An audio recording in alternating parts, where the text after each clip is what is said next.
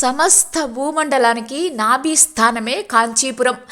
మనం తల్లి గర్భంలో ఉన్నప్పుడు మన నాభి నుండే తల్లి పోషిస్తుంది. అందుకే కామాక్షి తల్లిని దర్శించుకున్న వారిని కష్టం లేకుండా పోషిస్తుంది. ప్రపంచంలో ఎక్కడా దర్శించలేని విధంగా అమ్మను ఇక్కడ సుగంధ కుంతలాంబ అవతారంలో దర్శించవచ్చు. ముత్తైదువులకు అఖండ సౌభాగ్యాన్ని ఇస్తుంది. ప్రపంచంలో ఎక్కడా దర్శించలేని విధంగా ఇక్కడ ఢంకా వినాయకుడు దర్శనాన్ని ఇస్తాడు. ఏకాంబరేశ్వర సుగంధ కుంతలాంబ కళ్యాణ మహోత్సవాన్ని ఢంకా బజాయింపుతోటి అందరికీ తెలియచేశాడు. కామాక్షి తల్లి ఆలయంలో అరూప లక్ష్మీదేవి దర్శనాన్ని ఇస్తుంది.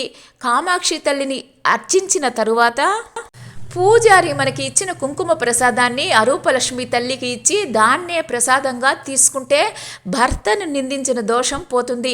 మరియు స్త్రీ పురుషులు ఎవరైనా సరే ఇక్కడ అరూపలక్ష్మి తల్లిని దర్శించుకుంటే తప్పకుండా శాప విమోచనం అవుతుంది. కాత్యాయని దేవి పరమేశ్వరుణ్ణి భర్తగా పొందడానికి తపస్సు చేసిన క్షేత్రం కాంచీపురం. తపస్సులో భాగంగా శివ కల్పితమైన గంగా ప్రవాహాన్ని తట్టుకొని సైకత లింగాన్ని రక్షించుకునే ప్రయత్నంలో లింగాన్ని తన ఆలింగనంతో కాపాడుకుంటుంది. అలా ఆలింగనం చేసుకున్నప్పుడు అమ్మ గాజుల మరియు కుచుమల ముద్రలు ఇప్పటికీ ఇక్కడ శివలింగంపై అగుపిస్తాయి.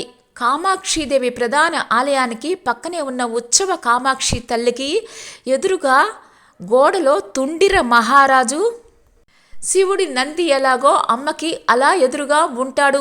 తనని నమ్మిన వారికి ఎంతటి మహోన్నత స్థానాన్నైనా అమ్మవారు అనుగ్రహిస్తుంది.